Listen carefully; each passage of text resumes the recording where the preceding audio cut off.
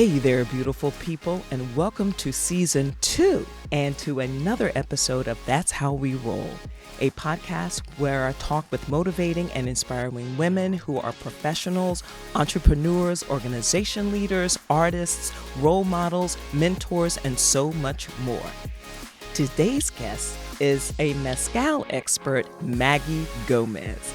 Maggy is the founder and director of Coa de Jima, Inc., the agency representing Don Sixto Mezcal, of which she is a co-founder. Don Sixto produces 6 different types of mezcals, which have won national and international awards throughout the years of its production. Maggy graduated from the fashion marketing program in Toronto and graduated with a trend forecasting and haute couture diploma in Paris. We can say that Maggy is a mezcal expert with a passion for fashion. So how did Maggy go from fashion to mezcal? Well, we're going to find out that and a whole lot more as we welcome Maggy Gomez. Hi, Maggy. Welcome. Hi, how are you? I'm great, thank you. How are you? I'm good as well. Thank you. I'm happy to be here. Oh, thank you. I'm so glad that you're here. How is the weather in Toronto? So right now it's pretty sunny, so it's nice. Good. It's hot here, so It is really hot. Sorry. oh, okay, yes. And I think the feel like temperature is like maybe in the triple digits. So, yeah, but anyway, it'll be fall soon and then we'll all be saying, "Oh, wow, I wish I could go to the beach again." Yes, I know. We're gonna be like, oh, I miss summer.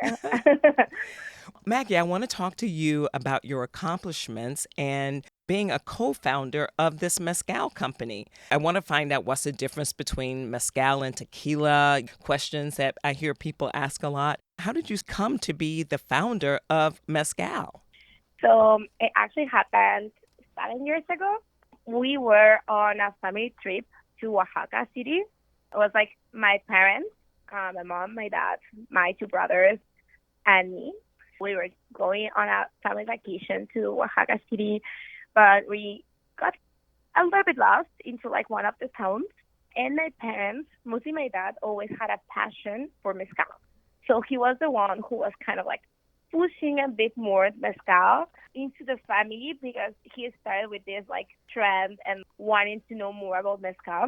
So in that small town, we got redirected, and then they sent us like to a town where mezcal is produced the artisanal way. So we ended up meeting the mezcaleros. So we just went with the flow and went to drive 3 hours uphill to Sola de Vega, which is the town where we produce our mezcal. And we just got along, met different mezcaleros, and they all welcome us like pretty nicely, and as they do like normally in their tradition, like when you get to their palenques, which is palenque is the name where the mezcal is produced. There's like the small factories that each producer has. They offer you mezcal all day, so it is really hard to keep it through the day. But you can, if you say no, they will just keep on pushing because they want to make sure your jicarita, which is half of a coconut shell that they use as glasses, it's never empty. And that's how I ended up getting involved into the mezcal world because of my dad, who always had like this like kind of passion for like mezcal. Then meeting the mezcaleros, we found a gap because none of them were registered. So in order to call it mezcal and sell it as mezcal, the mezcaleros need to be certified by CEMMEX, CEMEX, which is the organization that regulates mezcal in Mexico. So my mom, she has a PhD in biochemist, which she achieved from the University of Toulouse. So she is the one that helped them to get registered. She helped to be able to sell their mezcal in a bottle. So wait, your mom is a biochemist. Yes, she's a There are certain regulations that you have to go through in order to produce mezcal or to be a mezcalero. First of all, there's just a whole lot of knowledge there. You went from fashion to mezcal. Your mother is a Yes. biochemist, and I guess okay, that's the natural progression of things is to is to say, "Hey, I'm going to be a mezcalero now." Yes.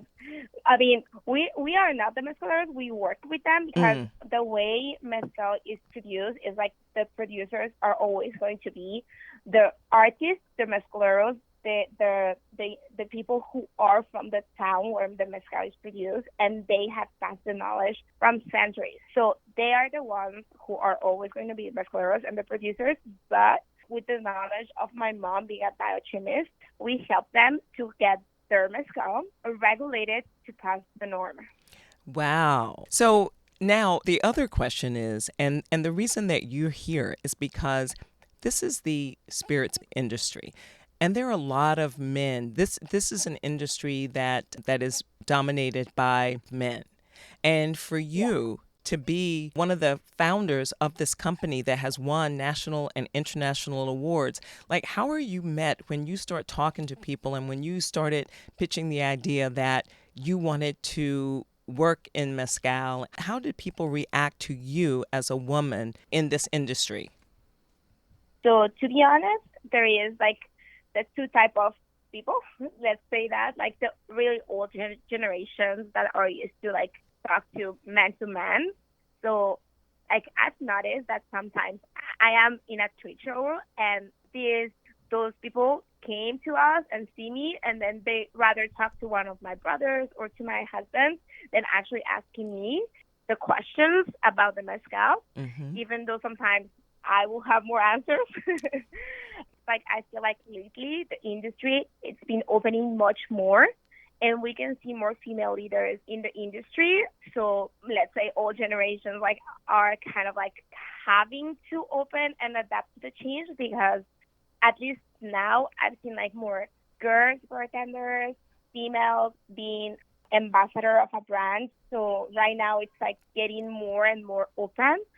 But at least the first 2 years before COVID, it was a little bit like more restricted and you have to get used to. I mean, at least me, like I come from the fashion industry where I was used to work mostly with women.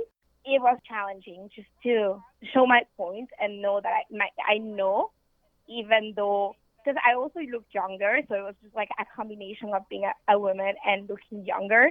So like people like take me really serious. Yeah, they would look at you and say, "How does she know anything about Exactly. mezcal?" It's like you don't know anything, but I do. Mm-hmm. So when you start like having a conversation and answering their questions, and sometimes people also like in the industry know about mezcal, but they just want to challenge you. As long as you are okay to be challenged, it's fine.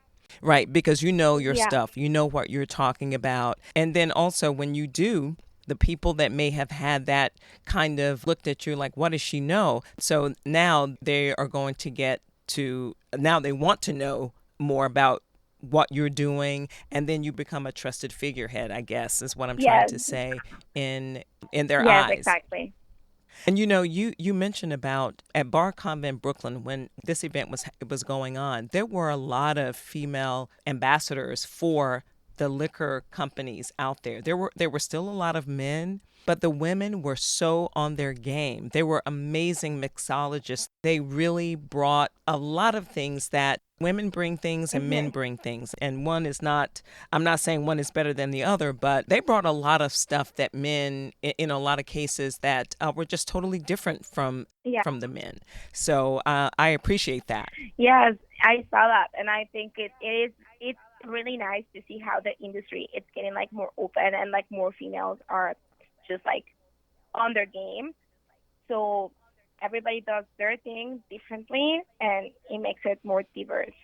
This is a question that I know people are going to ask. The difference between mezcal and tequila. Besides the mezcal having a smoky taste, what is the main difference? And also, the local stores in the area, when I was looking around checking out mezcals to find out more about it, the local one in my area says, oh, mezcals are really hot right now. He says, I had to create a section of mezcals. Before you answer the questions about the difference, have you noticed that people are really gravitating toward mezcals now, maybe more so than before? And if so, how did this come about? What do you think brought this on besides the pandemic? Because everybody was drinking a lot of stuff during the pandemic. So yes, I am seeing really higher demand into mezcal than before, but I also think it is because people now are more conscious about what they're consuming. So mezcal in general, it's a really artisanal process. It's kind of a mix of culture, history, and like even before the pandemic, people were gravitating more into being healthier, into looking for more eco-friendly or more like helping small communities, like more local purchase. So, and there was like this trend of like buy local, and mezcal kind of fall into this because mezcal, I mean, there is industrial mezcal, but it's not as popular as artisanal or ancestral mezcal, which is made very, very handcrafted. So I feel like that's why also mezcal is getting more popular. And also, so many mezcals, well, mezcals are different like from region to region and depending on the type of agave. Also, a lot of people are relating or comparing mezcal to wine. So now there is also like having, instead of having wine tastings, they're having mezcal tastings or mezcal fairs to appreciate the different flavors and aromas. So I feel like also this has been like pushing the demand of mezcal and making it grow. That's maybe that is it. I mean, people that like wine, I mean, they are definitely going to drink wine, but there are also people that appreciate wine, but they appreciate other liquors, and then they will want to try to find out more about them and know that they're a tasting. There are, you said it right, there are a lot of tequila tastings. I have not been to a mezcal tasting, and I must do that. What is the difference, besides the smokiness, what is the difference between mezcal and tequila? So actually, all tequilas are mezcals, but not all mezcals are tequilas. So that's this say. So actually, tequila, it will be a type of mezcal, but it's called tequila because of the region. But if you make tequila or a distillated from blue agave, which is from the agave plant where tequila is distillated in another region, example Oaxaca, then you will be able to call it mezcal instead of tequila. So that's one of the differences. Other, it's also the process, but lately, uh, some of the tequila producers are also now producing tequila the same way as mezcal is produced. So they're making artisanal tequila and ancestral tequila, which changes the flavor as well and gives this like smokiness to it. So I will say like the difference between tequila and mezcal is mostly tequila is industrial, mostly because now, because of the trend of mezcal, there are also tequilas made artisanal and ancestral. And also tequila has to be made in the tequila region to be called tequila, and it has to be made from blue agave only. And mezcal, there are other type of agaves that mezcal is made. Don Sixto uses, you have six different types of agave, so you have six different flavors of mezcal, and your bottles are beautiful, by the way. Those bottles are stunning. The colors, the vividness of the colors, they are very Thank you. recognizable.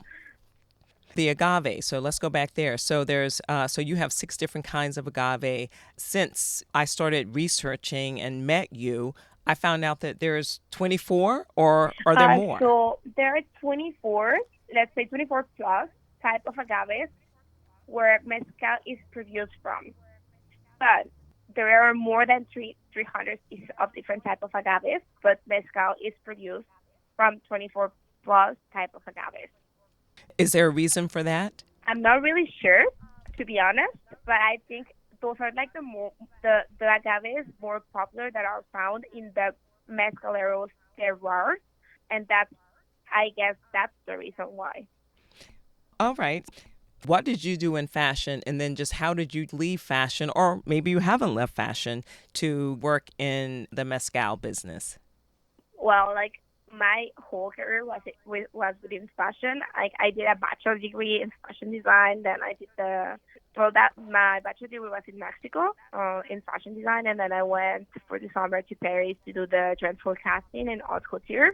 You have a new And passion then now. I did so I still love fashion. It's still my passion, but I also fashion marketing. Love mezcal. Yeah, so one of my dreams, like when I was like kid, was just like working in fashion and become a fashion designer one day. Which is, but as I grew up, industry, I figured out that fun industry. What I really liked more about fashion was kind of like, but not let's say. It. I mean, I love Well, fashion. speaking of I love the competition, trend, there are a lot but of I newly do formed not. mezcal It's not companies like I out don't there. like to People are steal always coming or out to with work something new. But I as want to talk in the about your design experience department at the Vine because Expo. I don't know. That was the first That's how time I that just you were switched, at the and Vine then I Expo. this So, how opportunity was that? arise Yes, with the again, you mezcal, are a so I woman just in the business, started to just and there get were a lot of involved women more and owned more and more, businesses there. There and were more women then my that were passion kind of behind led brands to the at the mezcal, Vine and like I Expo than really I like have to seen do. in a really long time. So that was great. So I know that here you have to deal with the men, or when you go to represent your company and you are going to a board probably full of men, and you, as a small woman, one of the founders of this company, you have a different, their outlook or their take on you is going to be a little different. So you've won them over because now you're at the Vine Expo here in at the Jacob Javits Center in New York.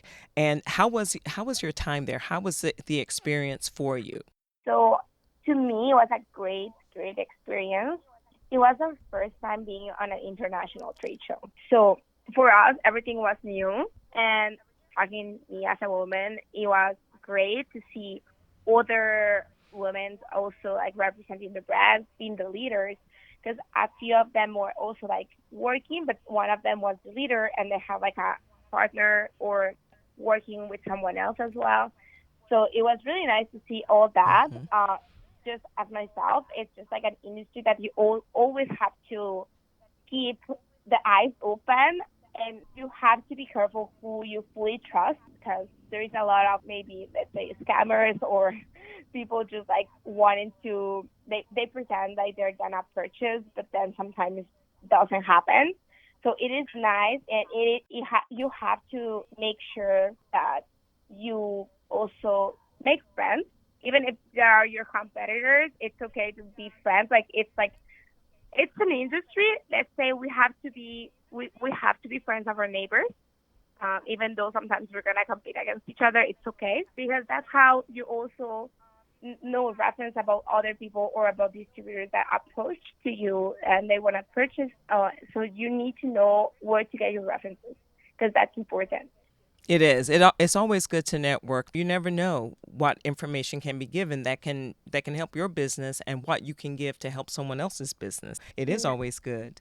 Don Sixto, what's the overall umbrella of the company? The company in Mexico, it's called Grupo Sixtra. Don Sixto debuted at Bar Convent Brooklyn, or BCB. And Bar Convent Brooklyn is a space where like bar and beverage mixologists, vendors, and sellers, they all come together in Industry City in Brooklyn in New York, and they celebrate and educate and share and generate business opportunities. So it was going back to what you were saying before about knowing your neighbors. And it really is a great place to meet people and just to get your brand out there and to see other distributors, other people that can distribute your product. What was your experience like, this being the first BCB for you? So at BCB, we had like different type of experiences, but our good day, let's say, was the half of the second day. It was good. There were a lot of people interested in the mezcal, and also because we were in the Park Street emerging brands, it was like a closed space, so we were able to also interact with our neighbors, and we also were able to see like there were also like other mezcal brands like launching or like other agave distillates launching, which was good. Which is good. I mean, it's more competition, but means the demand is raising, which is good. A good thing to us as well. Okay. So you were in the emerging brand section. So that's where a lot of the people, that's the first time that they have been, that they have attended Bar Convent Brooklyn. So they were all there. There was an award ceremony. So I don't know whether or not you won any awards from Bar Convent Brooklyn, but I do know that you do have an award-winning mezcal. So can you talk about any of the awards that really put you at the top of the game? Yes, actually, we won 95 points for the Chill magazine, which is a magazine that sponsors BCB, I think. So we are featured on the competition they have. It's called Chill 100, and to me, it's a great achievement because we are Don Sixto. It's Don Sixto Coyote is displayed against celebrities mezcal, which we do not have that budget, but it is nice that our quality brought us there. Thanks to the mezcal quality, is like how we got featured in there. So that's like a great achievement. Wow. And what was the name of that award? Chilled 100. Any other ones? You were in a competition in 2022, Yes, right? as This year? well. So we also enter into the New York International Spirits Competition, which we won as well. So also it is nice to see our mezcal because there is like so many mezcals that enter into the competition, like from family-owned brands, celebrity-owned mezcals, and different mezcals. So we also won two gold medals, one with Mezcal Barril and another with Mezcal Coyote again, and one silver medal with Mezcal Arroqueño. Oh, wow. So you're winning awards all over the place, and I'm sure that you're not done with that. Let's hope not. Let's hope not. Let's hope not. Exactly. Now, you are a young woman. There are a lot of young women out there that are may be doing something that are thinking about a business, something to do in business that maybe women don't do, that they're like, "Oh, I shouldn't do this." What advice do you have for young girls or young women or women that may want to just start something? And maybe it is something that other women do. Maybe it's not a male dominated field, but what advice do you have for women that want to start anything, any Just business? to do it. Like, don't think it too much. Just do it. Sometimes we think it too much, and then our own thoughts are the ones that are stopping us from doing something. It doesn't have to be, you don't have to have the perfect business plan, or you don't even have to have a business plan. I mean, you can work through it. It's just you have to start, and then you will figure it out. I know it's just like, I don't know, you may like some people would not agree with my advice, but that's what I think because if you spend too much time thinking about doing something, sometimes you ended up not doing anything. So that will be my advice. Because you can kind of talk yourself out of it. Yeah. You were very young when you moved to Canada and started this business. And it's nobody's business how old you are, but you were a young person doing this. And so not only are you a woman, but you are a young woman and you look very young. But you also have a baby. So you're doing all these things. You took your own advice that you just gave. You took your own advice because you have a baby and it's a relatively new baby. I mean, Yeah. she's a toddler, but it's a new baby nonetheless.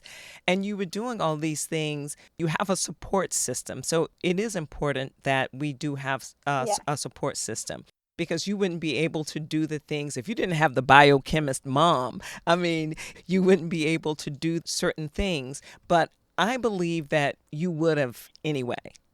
It may have been more of a demand on you, but I believe that you would have done it anyway. So, how has the business been with a young child? And your husband is also in the business too, and you're in the business with your Yeah. brother. So, you are surrounded by the closest people in your circle. How has that been raising the baby, raising your child with help from your husband and your family, but how has it been with the business as well? Women do it all the time, but I just want to know how it is with your business. So it's being honest, it's been a journey. It's been fun and it's been challenging as well, because it was like just this. It's not even after COVID because there is still COVID. So having to travel with like a toddler to all these trade shows, it is challenging.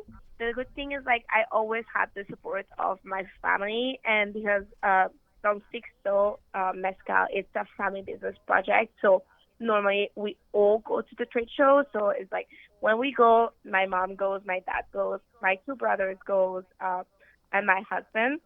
Even though the last trip to Brooklyn, like half of the family cut off, so we, only three of us went. So I've been having to travel with my kids, and it is not impossible, but it's important that you have a trusted circle as well and support, because without the support of other people, it gets really hard, and you have to learn to delegate.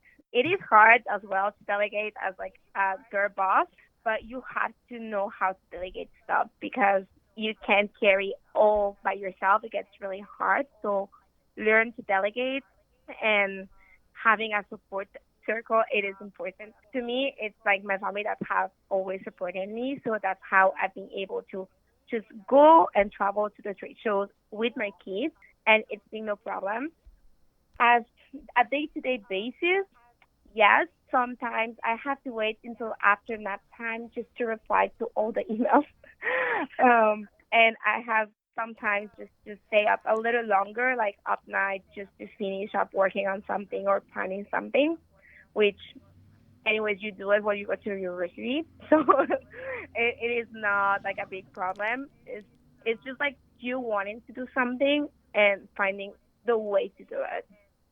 So I was going to ask you what motivates you and keeps you motivated. So I have to say, I'm sure your toddler keeps you very motivated and moving all the time. But is there anything in particular that motivates you, that keeps you going and keeps you in a creative state of mind and a business state of mind?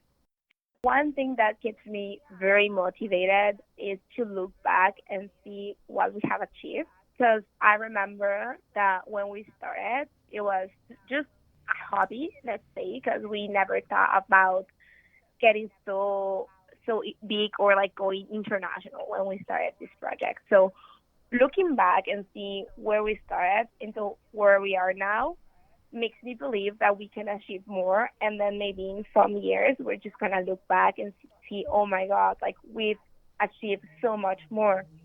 So this is one of the things that keeps me very motivated, and to know that I do have the support of like everybody involved in Grupo Sixtra. And also another person that keeps me very motivated is my mom, because she also had to, as a woman, like because she did all this back in the days, she went to France, learned French, and did a PhD with three kids and my dad, of course. But so Wow. yeah, so that's how I was raised, and that's like my role model I saw when I was growing. So that's something like that. That's why my mom is like a role model to me as well, and that's what keeps me motivated. Well, you and your mom are a role model and a motivator for, I think, for all of us. I think that I definitely for me. Do you have any words of wisdom? Anything that you want to leave people with or make people think about? Just if you love what you're doing, or if you love it, just do it, because when something is your passion, somehow and someday you will see results when you do something with passion. Passion is the key. You have a passion for fashion and you also have a passion for mezcal. That's what makes you a mezcal expert. So thank you so much, Maggy, for being here. Thank you so much for being on. I appreciate it. And if you want to learn anything about Don Sixto Mezcal, I will leave everything in the show notes. I will tag Maggy if you have any questions. I'm going to put all the Instagram and Twitter at Facebook, whatever you need to get in touch with Don Sixto, Maggy, and find out more about Mezcal. I will put that information in. And if you heard something today that made you say, please shoot me a DM. Find me on Instagram. That's how we roll. Find me there. Leave a message. Ask a question. You can find Maggy, Don Sixto, and leave a question. We'd love to hear questions. And please, if you like the podcast, please like, subscribe, and share it with your friends. Leave a review. I'd like that. Leave a review on Apple. I am everywhere. So Maggy, I just want to thank you once again for coming. Thank you for being here. I'm not saying coming. Yes, you know what I mean. Thank you so much for being here on the phone with me. I just love hearing about your journey. This is a fabulous journey for you, and I just have the absolute best hopes and the very best wishes for you in your business and in your pursuit of this mezcal passion. Thank you. And it was really nice to be here today. Listen, this mezcal is fantastic. Don Sixto. Look for it in your local liquor store, and if they don't have it, you gotta find out where they've been, because they need to try this mezcal. Thank you so much for being here, everyone. Thank you for tuning in. Thank you. Thank you so much for taking the time to listen, checking out the podcast. Thank you for inviting me into your space. And until next time, I hope you will continue to thrive, grow, and be kind to yourselves and be kind to others.